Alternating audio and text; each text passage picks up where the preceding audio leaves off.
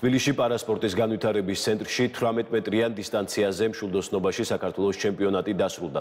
შეჯიბრებაში 59 სპორტსმენი მონაწილეობდა, 28 ვაჟი და 31 გოგონა, რაც სარეკორდო მაჩვენებელია. გოგოებში თეა ღვინჩიძემ გაიმარჯვა, ხოლო ვაჟებში თემურ მაკიევმა.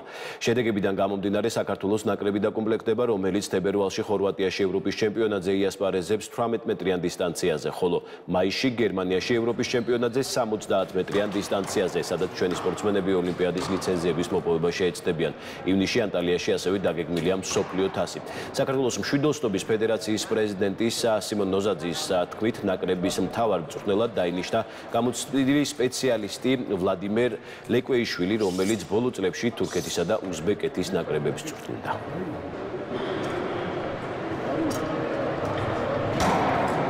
ეს იყო სეზონის პირველი შეჯიბრება და ძალიან მიხარია, რომ პირველი ადგილის დაკავება მოახერხე.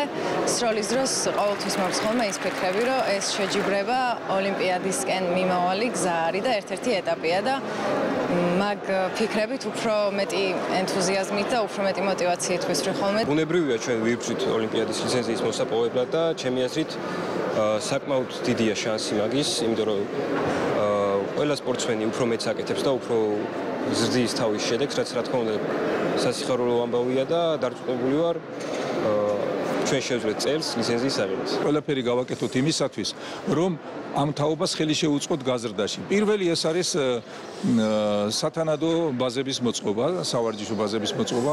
ეს არის აუცილებლად თანამედროვე სპორტული ინვენტარის შეძენა და მწვრთნელთა კორპუსის გაძლიერება. სამინისტროს დახმარებით ჩვენ ბაზაც მოვაწყეთ თბილისში, ბათუმში მშვენიერი ბაზა გვაქვს.